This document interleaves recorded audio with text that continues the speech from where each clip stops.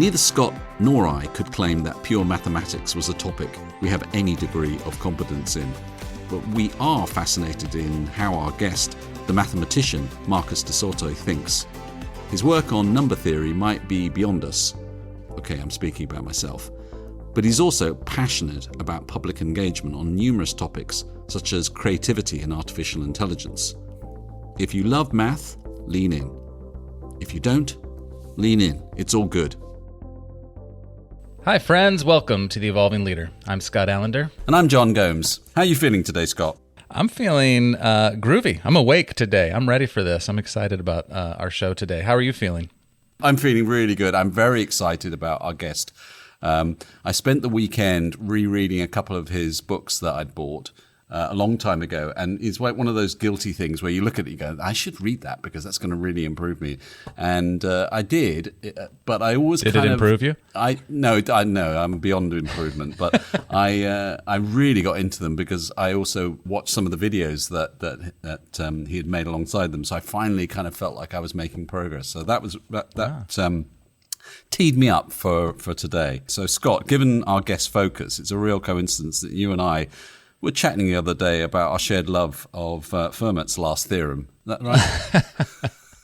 Let me stop you right there before you embarrass yourself and me, because we are probably the least qualified people to be asking our guest today any intelligent questions. Because today we're joined by Professor Marcus de Sautoy, who, although a mathematician, his accomplishments are so wide-ranging that we could spend the entire show exploring each one of them. Yeah, we absolutely could. Marcus is the Charles Simonide Professor for Public Understanding of Science at the Oxford University. He's a Fellow of the Royal Society. He was awarded an OBE in 2010. He's a prolific author, TV presenter, collaborator with artists. He plays the trumpet and football. I don't know what standard on the football. And we could go on. But for now, Marcus, welcome to The Evolving Leader. It's great to be on with you. So, Marcus, we've shared a couple of conference platforms over the years, and your energy and wonder never cease to amaze me. Also, you confront difficult ideas which are bigger than mathematics, and always with such remarkable clarity. Where did your love of mathematics start from? Where did it come? Yeah, it was a teacher. I think many scientists will have a story of one teacher who just ignited their interest in their subject. So I was very lucky. I went to my local state comprehensive school, but I had a teacher there who, in the middle of a lesson, suddenly said, "De Sautoy, I want to see you after the class." And I thought, oh gosh, I'm in trouble. And at the end of the class, he took me around the back of the maths block and thought, oh, I'm really in trouble now. What's going to happen? And he said, De Sautoy, I think you should find out what maths is really about, because it's really not what we're doing in the classroom, all this kind of long division, sines, cosines. It's something much more exciting. And he recommended a few books to me, which were a little bit like a key to a secret garden, because I got these books. My dad and I went up, but we live near Oxford, and we went up, found this bookshop, bought these books, and they were just full of fantastic stories. And these stories just opened my mind to what mathematics could be about. And it was as if, at school, you're learning grammar, how to spell, but nobody actually puts these words together to make something interesting to engage with. And what I was very lucky was to have a teacher that told me some of these bigger stories, gave me access to the big ideas. And I think that's what I fell in love with. And I suppose all the books that I've been writing are sort of trying to pay back that teacher for, recommending those books that somebody had made the effort to bring the subject to life for me as a kid. That's really interesting, because we had a futurologist, Monica Belinsky, on the other day, who was talking about one of the massive gaps in education is the lack of teaching us the history of ideas. That's really interesting, yes. And so you don't actually know where things come from. And as a child, you're just presented with maths as a thing. It just is, and you're expected to understand it without the context. And I could imagine if somebody had taught me at 5, 6, 7, 8 about the history of maths, it would have been a completely different proposition. I totally agree with you. And I learned this when I first started writing sort of books for a general audience. I wrote them with quite a scientific mathematical narrative. And my editor at Fourth Estate was actually a historian. And he said, look, you may understand this narrative, but it's jumping all over the place. And he recommended to use a much more historical journey through the ideas, which actually was quite natural because mathematical ideas have grown in a kind of sequential way. And you're absolutely right. I think most people think that mathematics was sort of handed down in some great textbook from the sky, and they don't appreciate that it has a history. And I think to understand that there were moments when we didn't understand the idea of the number zero or negative numbers. And this was a major breakthrough to come up with numbers that were not really counting anything like zero or counting things that, negative things. What on earth do you need negative numbers for?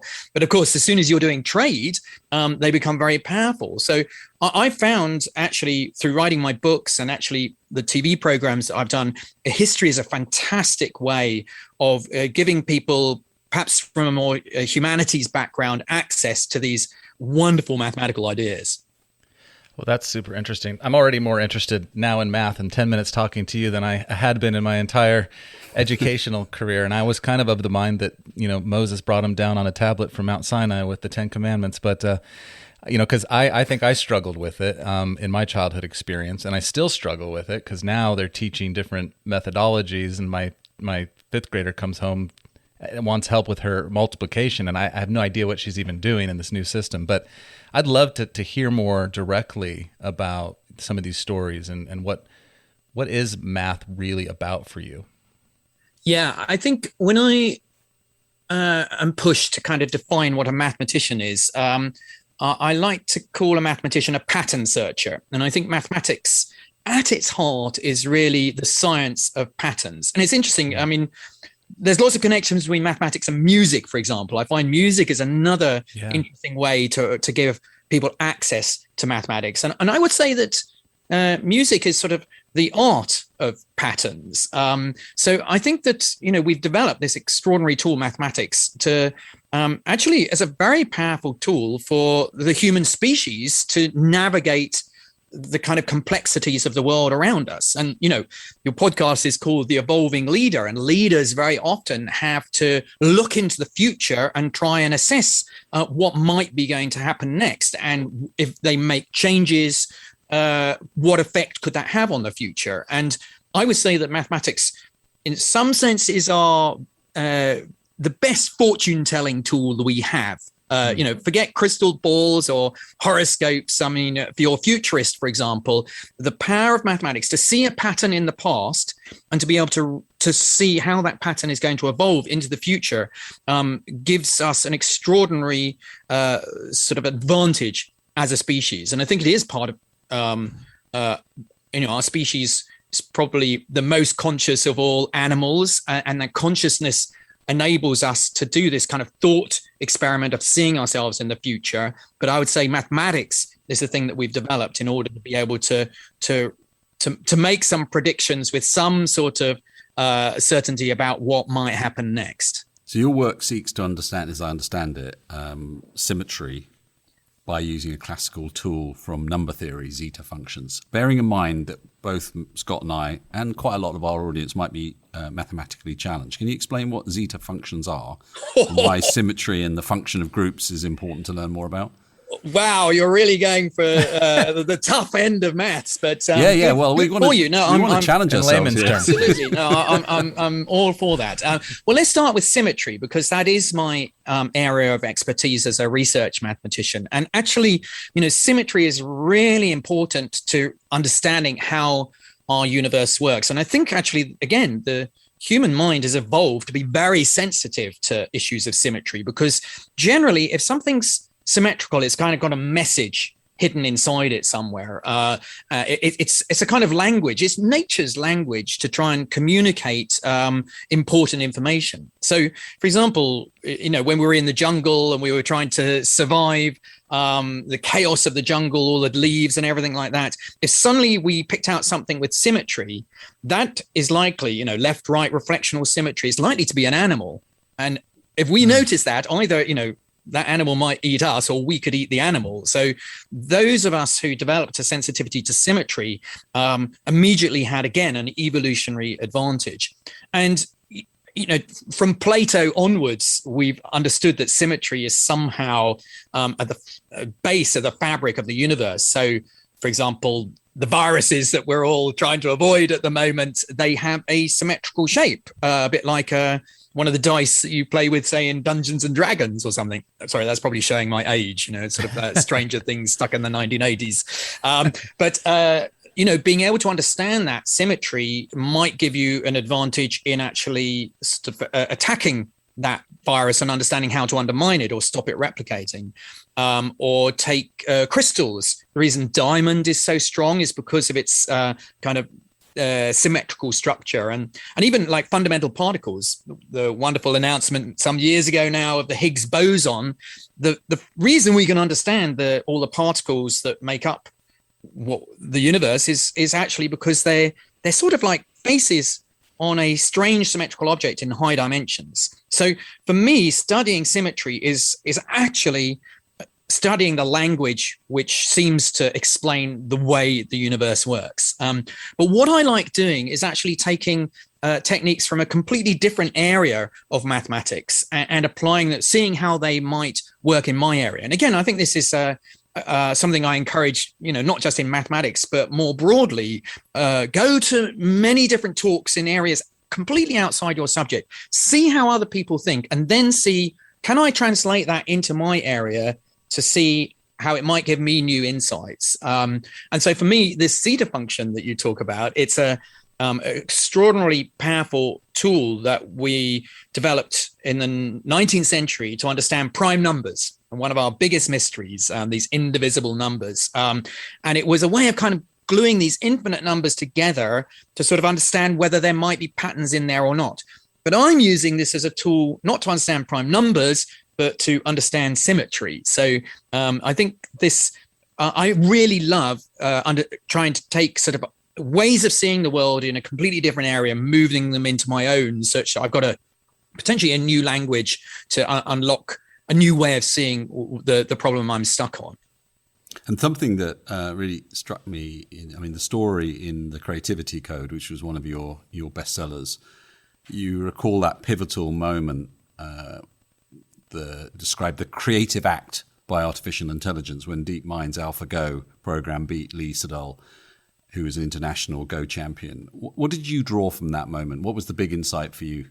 Well, I must say, I'm not unique in being slightly worried that my job might be in the kind of sightlines of AI to take over, because isn't mathematics basically something an artificial intelligence should be able to do very easily? It's a bit like playing a game, like a game of Go, where there are rules and things like that to how the moves that you can make. So I was particularly interested for years in any sign that AI might start to be doing interesting new things, being creative, because I do believe mathematics is a highly creative subject. It requires, if you're writing stories, you have to have an imagination, a creativity, leaps into the unknown, but it also requires a sort of logical mindset to make sure the narrative kind of makes sense.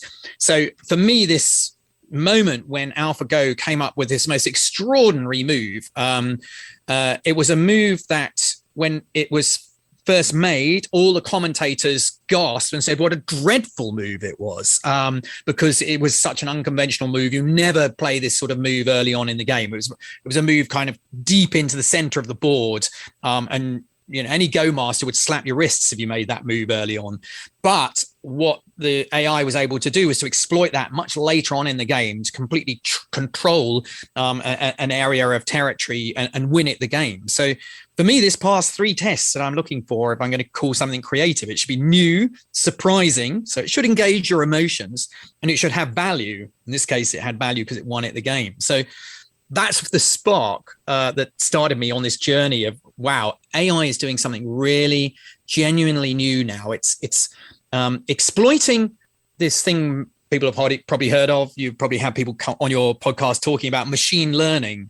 The idea that code, through interacting with data, can change itself, update itself. When it gets something wrong, it looks to see, well, what in the code could I change in order to get that right the next time? So in this case, a piece of code was learning to play this game, and if it lost, it and analyze what moves were to its advantage or the opponent's advantage that meant it won the game. So we're starting to see code which is changing, mutating, and becoming something, genuinely different from what the human who wrote the first code that set it off on its learning journey. So the exciting thing is, through this learning, it can start to come up with suggestions of things which will surprise us, which are genuinely new. And that's what I saw in this game of Go. And it set me off on the journey. Well, where else can AI be creative? In music, in visual arts, in writing, or mathematics. And I think we're in for a very exciting sort of period.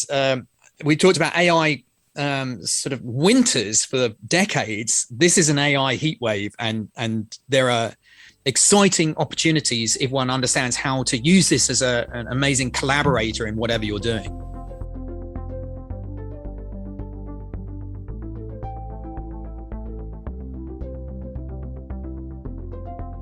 There are two camps of people who think, that the kind of sentient AI is not going to happen anytime soon, and then, and what you're talking about here is that maybe the fact that AI can be creative leads us down a path where this idea of consciousness may not be the thing that actually happens, but it might actually get something totally new that doesn't exist in our minds, in our reckoning at the moment. And I just wonder what your thoughts are on that. Yes, I think this is really fascinating, because I've got a conjecture that I think human creativity probably emerged around the same time as human consciousness, that we had a kind of burst of activity of being kind of self-aware maybe 40,000 years ago or something like that. And that's when we see kind of art emerging. And my feeling is that our creativity is our tool to explore what's happening in our own minds, trying to understand ourselves, but also trying to understand what's happening in the mind of the other. One of the greatest challenges of science is the hard problem of consciousness. How can I be sure that you guys are really conscious and just aren't a couple of great avatars that you've constructed to run this podcast? So I think creativity and our art is like, it's Carl Rogers, the psychologist, said that creativity, it's really our tool for exploring the inner world. So I think we're getting to a stage where the AI that's emerging already from this learning process is so complex that we really don't understand how it's making its decisions. We really don't understand its kind of subconscious. I'm not saying it's conscious yet.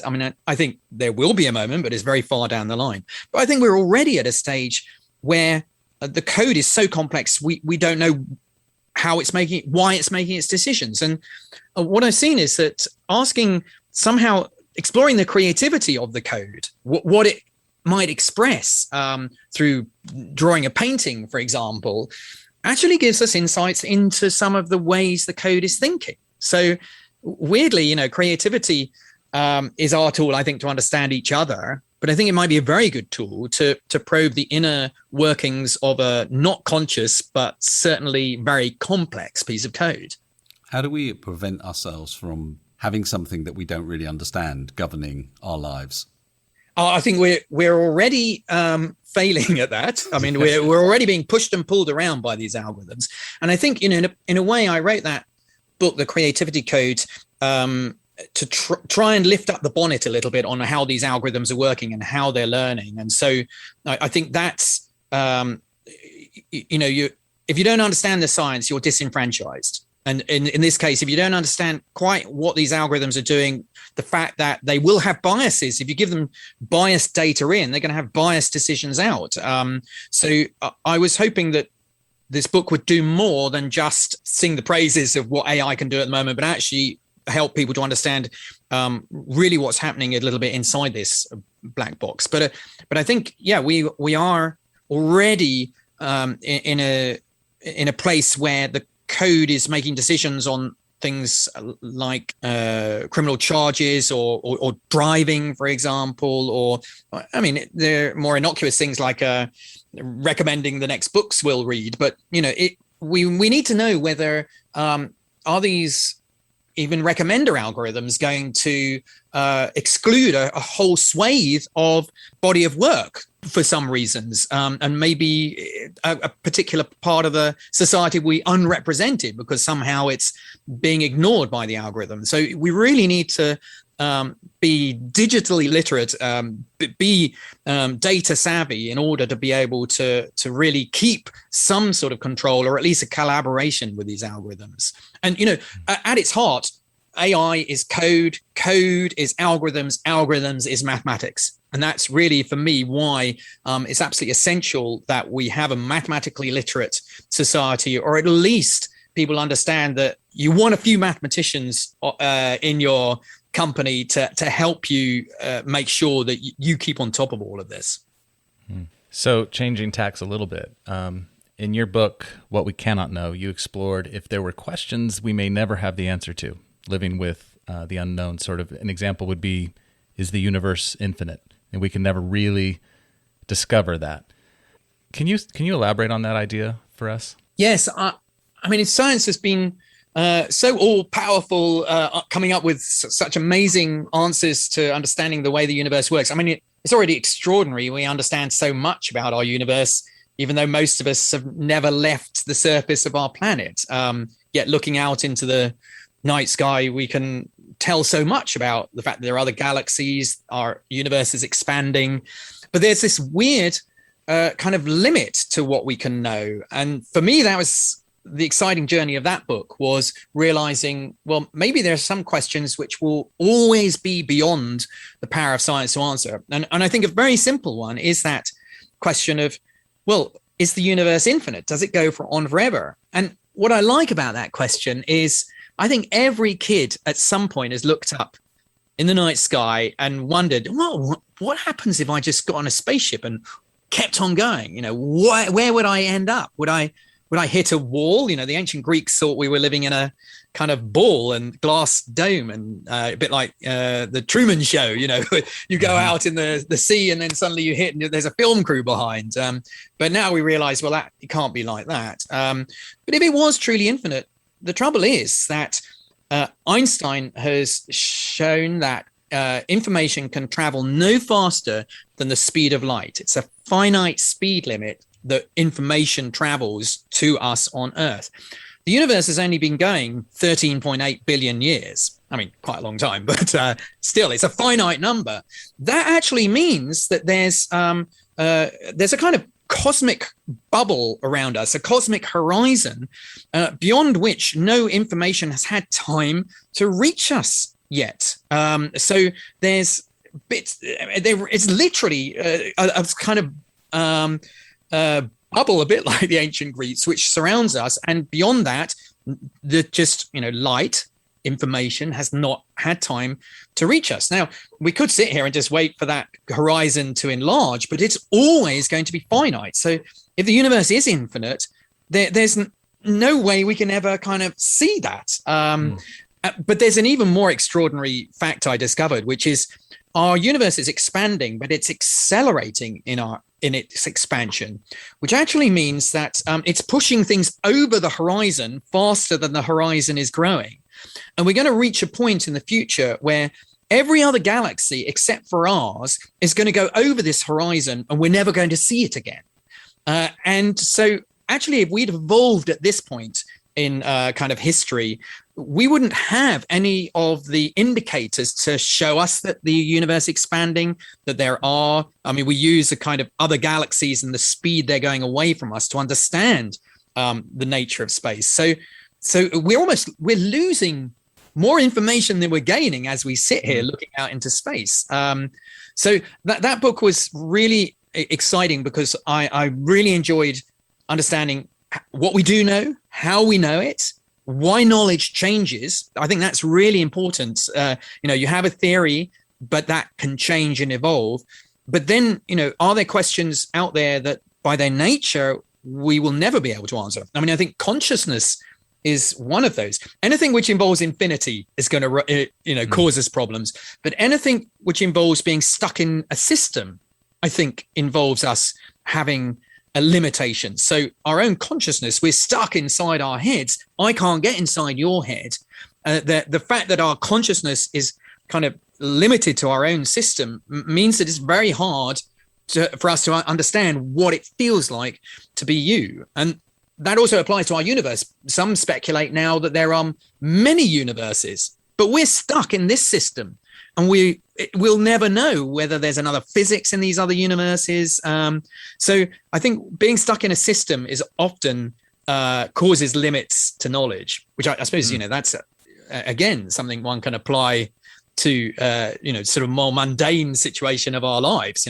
When we're stuck inside a system, it's hard to get out of it. I mean, my wife's a psychologist. She spends a lot of time getting people outside of their kind of algorithmic system of sending them into depression, enabling them to sort of lift out and look and observe themselves and notice those moments when the algorithm is sending them in the wrong direction. Can they intervene now and actually take them to sort of good mental health? In that book, you talked about the conflict between physics and maths. That was one thing that was really interesting. And another was, the idea of mathematics exists outside of humans. It's not a human construction. It would exist without us. Could you just elaborate on those couple of points? Yes. I mean, it is extraordinary that when we're trying to understand the universe, time and again, it seems to have mathematics at its foundation. And part of the exploration of that book was a slightly theological one. I mean, I took over my job in Oxford from Richard Dawkins. And so when I first started this job, everyone was asking me whether I believe in God or not. Was I a religious man? And I said, yes, deeply religious. And my religion is the Arsenal Football Club. But that was a kind of way of trying to put people off. But actually, this book is a little bit of, if there are questions that science can't answer, well, what sort of status do those unknowns have? And so I was quite interested in whether a more abstract take on a kind of the idea of unknowns might be really at the heart of what theology is about. We have this terrible tendency to make things kind of want things to be physical and seen, whilst actually maybe actually the unknowns are what we should be sort of regarding in a theological sense. And of course, one of the great challenges is, well, where did this universe come from? How was it created? And some people say, yeah, there's a God that created it. But that just causes an infinite regress, because you just say, well, yeah, but who invented God, created God? And I was quite intrigued by the fact that I think mathematics is a really good kind of candidate for the creator of this universe, because mathematics did not need a moment of creation. As you said in your question, I mean, I genuinely believe it's not a human construct. Even if humans weren't here, 17 would still be a prime number. It's sort of an intrinsic nature of 17ness. So my feeling is mathematics is about structural relationships between things. It's about these patterns, and that has always been there. And what we're seeing around us is almost like a physicalized piece of mathematics. So the physics of the universe is somehow a rather poor approximation of this wonderful mathematical world that I inhabit. Nothing quite matches up to the beauty and precision of mathematics. But what we're seeing, and why we see so much mathematics explaining the universe, is that this is my conjecture, that the universe is in some sense a physicalized piece of maths. You are a piece of maths. Well, that's good to know. Well, that said, I think coming back to consciousness, I mean, we're doing all the biggies here. But I mean, I think consciousness as well, the best explanations I've seen have a kind of mathematical nature to them, because our brain is a network. It's a load of neurons, synapses. It's one neuron will fire across a synapse and start another one firing.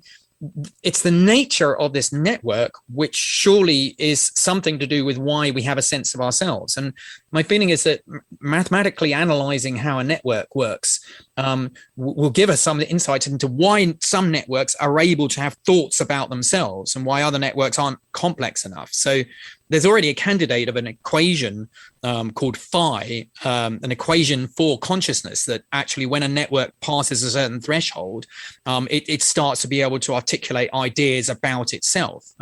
So I would say, our own consciousness probably is the result of a mathematical complexity.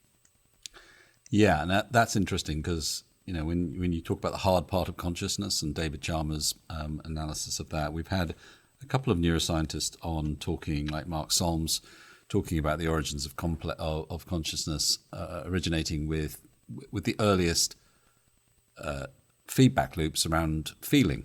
So, the ability to actually sense your environment and move towards and away from things was the origins of feeling. And that then, as it became more and more complex, developed into consciousness, which is kind of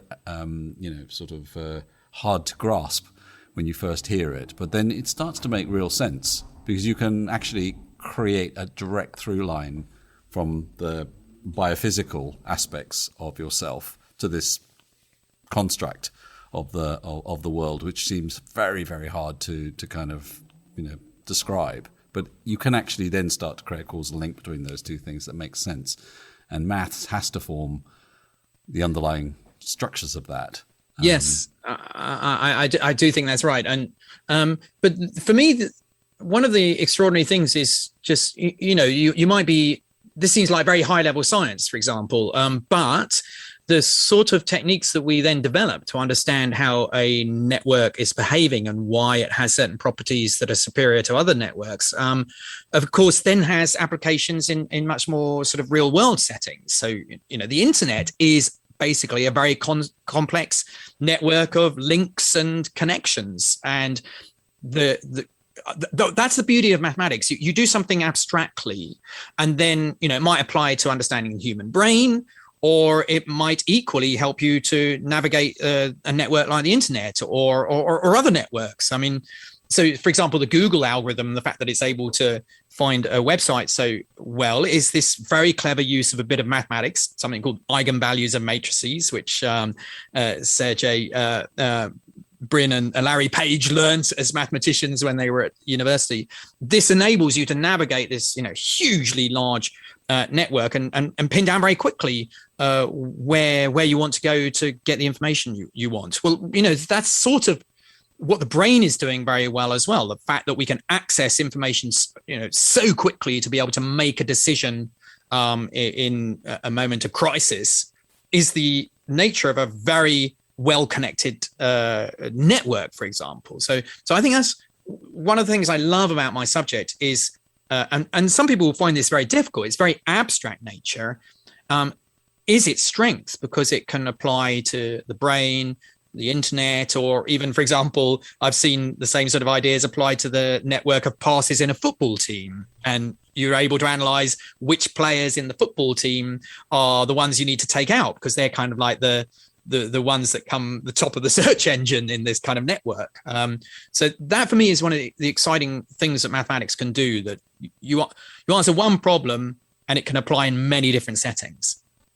So tell us about your latest book, Think Better, where you search for shortcuts, not just in maths, but in other fields.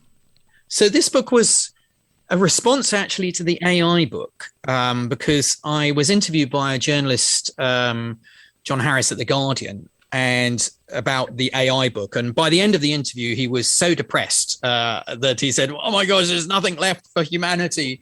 If AI can be creative, write music, novels, poetry. And I needed some way to cheer him up. So I said, well, actually, I think we have got something going for us, which is actually our kind of innate laziness, that very often when we're faced with a really complex task, our laziness says, I can't be bothered to do all of that hard work. It's going to take me days and days and going to make mistakes. I'm going to sit back and look and see whether there's a cleverer way to think about this problem. And so I wrote the Thinking Better book as our kind of suite of extraordinary shortcuts, clever ways of seeing the world, and many of them are mathematical in nature, to be able to kind of navigate complex problems that an AI would just say, well, AIs don't get tired, they just churn on. But actually sometimes being pushed to find a cleverer way means we come up with things that an AI may not have come up with, and then perhaps can be implemented in collaboration with AI. And I guess in some ways it was also meant to be a little bit of a companion book to Kahneman's book, Thinking Fast and Slow, because he illustrates in that book that our intuitive thinking, our fast thinking, is often very faulty, based on kind of heuristics. We see the local, we believe the global must be like the local.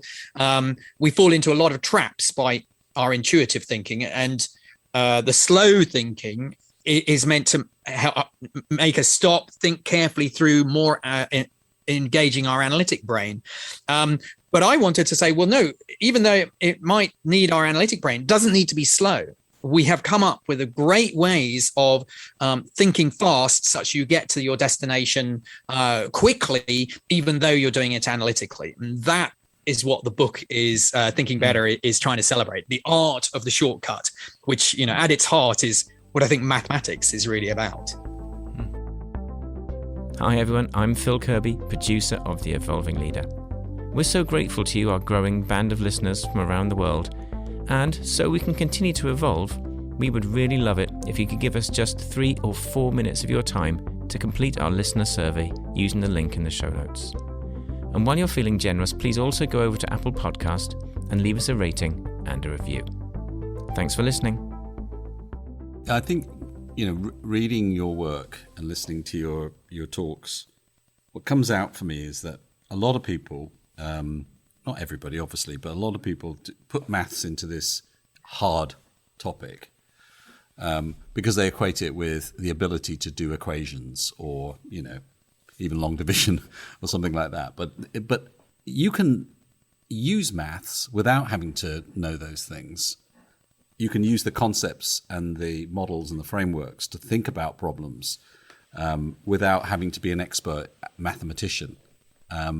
It would be really helpful, I think, to just bring that to life for us, because you often do that in the way that you describe problems. You do support it with the evidence behind it, but I actually get probably 80% of the value by just not understanding the ideas rather than the technique to do the computation underneath it. How did you arrive at 80%? Well, I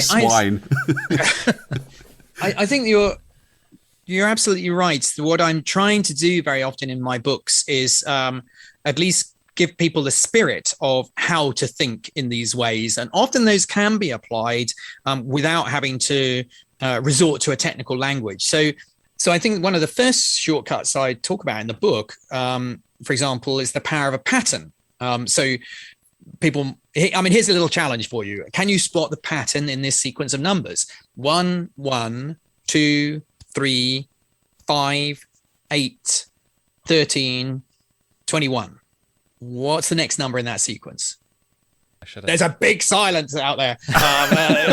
Is it scribbling going? I thought I had it. I thought you had. So I'll give you it again. So actually, your listeners might enjoy this as well. So hopefully, a few of them might have had an aha moment, and I think that's important. And look, it's okay. You mentioned about maths being hard. I think sometimes we don't celebrate the hardness, because actually sometimes you want it to be quite hard, because when you then get it, it's an incredible buzz. Yeah. So I'm going to give you the sequence again. Yeah. But what you might be experiencing, okay, I'll give you the sequence again. 1, 1, 2, 3, 5, 8, 13, 21. 34. 34, exactly. Very good. I didn't get that, actually. Phil got that. Our producer got that. So I'm not taking credit for... Look, actually, there's an important thing you've experienced, which is probably maths anxiety. I've suddenly put you on the spot, and your mind's kind of gone a blank. Now, Phil, your producer in the background, is slightly more relaxed because I've not put him on the spot. So he's been able to spot the pattern. The pattern there is that you add the 2 previous numbers to get the next one in the sequence. So you got 34 because it was 13 plus 21. So 1, 1, 2, 3, 5, 8. 5 and 8 makes 13. 8 and 13 makes 21. So there's a kind of little algorithm which is growing these numbers. So first of all, I think we should recognize that there is this thing, math anxiety. If I put you on the spot, many people, and myself included, just go blank at the kind of anxiety of having to solve this problem interferes, I think, specifically with the kind of mathematical area for your brain. And we need to understand that, because very often I think I spend most of my time with my PhD students actually as a psychologist, trying to get them over this anxiety of going into the unknown. They're trying to tackle problems which there isn't an answer in the back of the book or that we've solved already. And that's very stressful. So, and I think teachers as well need to recognize that, some students suffer from this maths anxiety when they're faced with a problem and have to spot it. Give them time just to sit back and, Phil, your producer there, was relaxing, not having to think about what the next question is going to be. And he found this pattern. Now, what's important about this is that, now we know we can make this pattern go into the future. And it is actually a sequence of numbers which helps us to understand how things grow in nature. It's related to music. It turns out people might know them. They're called the Fibonacci numbers after this Italian mathematician. Again, here's a nice little bit of history. This Italian mathematician, 12th, 13th century, introduces these numbers into European mathematics because he understands how nature grows things. But actually, they shouldn't be called the Fibonacci numbers because they were first discovered by Indian musicians and poets, because these numbers help you to understand the number of rhythms you can make with long and short beats. So if you're a tabla player and want to do an exotic range of different rhythms, these numbers can help you to find how to put these rhythms together. So that's maybe, nice little stories, little bit of maths, quite technical, but how does that help me in my daily life? Well, I think the point is that the power of spotting a pattern in whatever you're doing, whatever data you have available to you, whatever your pattern of your daily life, your weekly, monthly, yearly life, being able to understand those patterns gives you an incredible control. So, for example, if you're running a restaurant, if you can understand the pattern of people's likes and dislikes throughout the week or throughout the year, you're going to be able to manage your ingredients coming in such you don't have wastage, you don't run out of things. So having that ability to just not be pushed and pulled around by the numbers, but understand how the numbers are growing, changing, I think, is a very powerful outlook on life. So you don't need to know the maths, but if you understand most of these things have kind of patterns to them. And those patterns, if I can spot them, they're food patterns maybe, or patterns of people visiting a shop, for example, or patterns of when people interact with your Instagram most often. Those are the things that once you understood that, you exploit it, and it gives you a real edge in the kind of game. So I've been attracted to Douglas Hofstadter's ideas around consciousness, but I've really found them quite hard to grasp, particularly, the kind of Gödel, Escher, Bach, and I'm a Strange Loop stuff. I mean, those are brilliant titles, wouldn't be attracted to something that intriguing, but I found it difficult to get to grips with. You actually tried to bring his life bring his life story to the Barbican a while back. Tell us about that, because you've been collaborating with artists to express ideas, which I find fascinating. Yes, this is very intriguing to me, because I've found, I think I chose mathematics because I found it a subject which bridged the kind of divide between the arts and the sciences. It's definitely, the language of science, yet time and again, I found the things that I were interested in mathematically, the structures were things that musicians, writers, visual artists were also interested in. They just using a different language. So I love collaborating with artists from many different areas. And so I took this project to the Barbican. I also love this Douglas Hofstadter's book and his way of thinking. And I've always wanted to do a project about Gödel, Escher, Bach. These are three extraordinary people. People probably know Bach, the musician, Escher, the artist. They may not know about Gödel, who's one of the great 20th century mathematicians, logicians, who came up with extraordinary understanding of the limitations of maths. And I'd been wanting to do a project about this book for ages, and eventually the Barbican said, "Yeah, okay, we'll give you some space to do something." And I did a triptych, which had a musical element to it, sort of our Bach, which was a concert exploring actually the book itself. And I went and interviewed Hofstadter, who doesn't travel very much, and we had very interesting sort of interaction, which was threaded through the concert. But we were also looking at the fact that Bach is actually the first place that AI starts when it's trying to make music, because Bach has a very algorithmic nature. So we did a sort of exercise of a hybrid AI Bach piece, which we challenged the audience to understand where the joins were. Then we had an installation, which is our kind of Escher thing, which is kind of feedback loop across different spaces in the Barbican. And then my girdle is actually a play that I've written in collaboration with another actress, which is called I is a Strange Loop. And the play, which I perform in, if you're going to write a play, you have a part for yourself. Really exciting to be performing in the Barbican, one of our great theatres in London, here in London.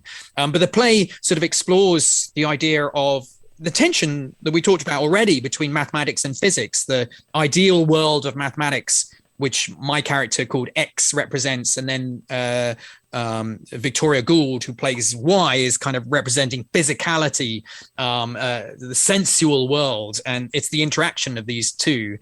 So that was kind of our girdle piece. But as you say, the play, the book actually, is not about mathematics, music, or art. It's actually a book about consciousness, because Douglas Hofstadter's idea, this thing called a strange loop, is something that seems to kind of increase in hierarchy. Yet when you get to the top of the hierarchy, you realize you're back where you started from. And a beautiful example of that is Escher's very famous drawing of two hands, each hand drawing the other hand. So you're not quite sure.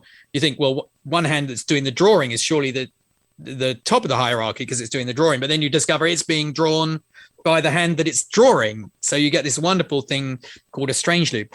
And Hofstadter's conjecture is that our consciousness is an example of a strange loop, which somehow has these hierarchies, which then come back to the beginning again. So that book is exploring sort of strange loops in art, in music, because Bach creates kind of these weird loops. But Gödel's incompleteness theorem, which is the thing which probably challenged you when you read the book, because it is like one of our most complex but most beautiful theorems, it is about the fact that mathematical equations can actually be equations just simply in their own right, but they can also be equations for expressing statements about mathematics. They're almost like code for talking about maths. So you have these two levels of meaning represented by the same thing. And I love Hofstadter's idea that maybe the brain is the same thing. We can have an encoding of neurons, and it can maybe represent a rose, but maybe it also represents the idea about something about the brain. So this multiple meaning of encoding is sort of what Hofstadter is proposing is why the brain is able to somehow form ideas about itself. So we have listeners from a variety of backgrounds and education and disciplines, and you've said so much in all the richness of what you've been pulling out for us in the importance of pattern recognition, the anxiety that comes from being put on the spot, not knowing something, and something you said earlier in the show about, we can't fully know something when we're stuck in a system. And I'm wondering, what's the leadership lesson or opportunity to pull forward from that? Some of the systems we're stuck in, we can't get out of. Some feel like we get stuck in unconsciously, right? We're sort of just, we're reliant on, it's our experience. We're just in it. We're in a certain kind of business, a certain kind of culture. We kind of do things the way we've always done them. We're kind of stuck in a self-made system, if you will. And I'm wondering, from your view, what's the lesson there for leaders to take with them? I think this goes back to the AI creativity book, because I was very interested, how can AI kind of break the mold, because very often it's stuck inside a system. And I like a theory from cognitive scientist Margaret Bowden, who identified sort of 3 different sorts of creativity. One is where you're stuck in the system, but you push it to its limits and you try and squeeze as much as you can out of it. And certainly a lot of people are successful by doing things, to the extremes. The other sort of creativity is combinational creativity, and that sort of relates to the ideas that I talked about, the way I like to think of going to one subject, learning ways of thinking from a completely different area, and then bringing those back to our own to change the language that we talk about our own subject. So I think that's a very useful way to break outside a system. Go and look at another system and see maybe actually this maps onto ours, but makes a new language to look at ours. But the most exciting is the third sort of creativity, which is transformational creativity. And this is actually the one that everyone's after, because it's the game changer, the one that Picasso emerges as a new way of painting the world, or James Joyce, or, how do you achieve that? And I think there is a way, and often it's about literally breaking out the system by sort of breaking rules. And, I would say that, for example, there's a moment in mathematics where we come up with a completely new sort of number called an imaginary number, the square root of -1. For years, people said, but there is no number which when you square it equals -1. That's numbers have this rule that, plus times a plus is plus, minus times a minus is also plus. So how can a square number be negative? So we were stuck inside a system where numbers had to satisfy these rules, until somebody sort of made this creatively. But what if there was a number which when you square it was -1? And they invented a number, and it unleashed a whole new bit of mathematics that is used, for example, to understand quantum physics. It's used actually early on in aviation to understand radar and land planes safely, because it just sped up calculations and things. So I think that I can see AI is already using that, for example, as a way of breaking out of its own system. And again, I think you articulated very well. People within leadership very often get stuck in ways of behaving, and they need to break out. And it's funny because, we're worried about AI and encroaching on our creativity. I think that actually when we get stuck inside these ways of thinking, we start to behave more like the machines. We just get stuck in certain ways of thinking. And often what we need is something to break us out of that. And what I find exciting is, we shouldn't be afraid of AI, because I think it's a great new collaborator which can often offer these breaks in the system and breaks in rules, and make new offerings that stop us behaving like the machines and that get stuck in the rut that we are. So I would say, definitely look at these ideas of how creativity has kind of these different classifications, because they may well apply very well to push your company somewhere new. As we come to the end of our time, I just wanted to kind of end with a question which has got 2 parts to it. One was, when was the last time you had a kind of creative breakthrough? When was your last aha moment? And what's the biggest challenge you're working on at the moment? What's the biggest problem you're working on at the moment? Gosh, yes.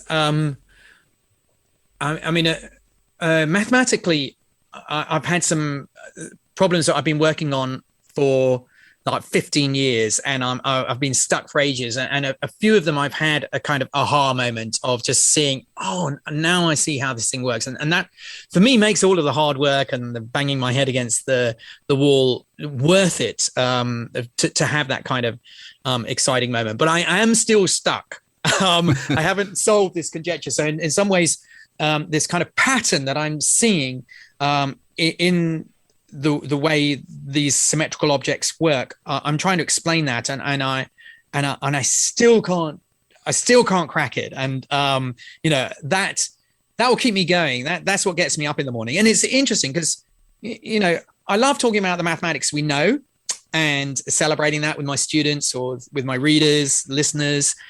But actually what I get excited about are the things I don't know, the things I don't understand. And those challenges are what makes it worth coming to my desk every morning, trying to crack these problems I've been working on for years now.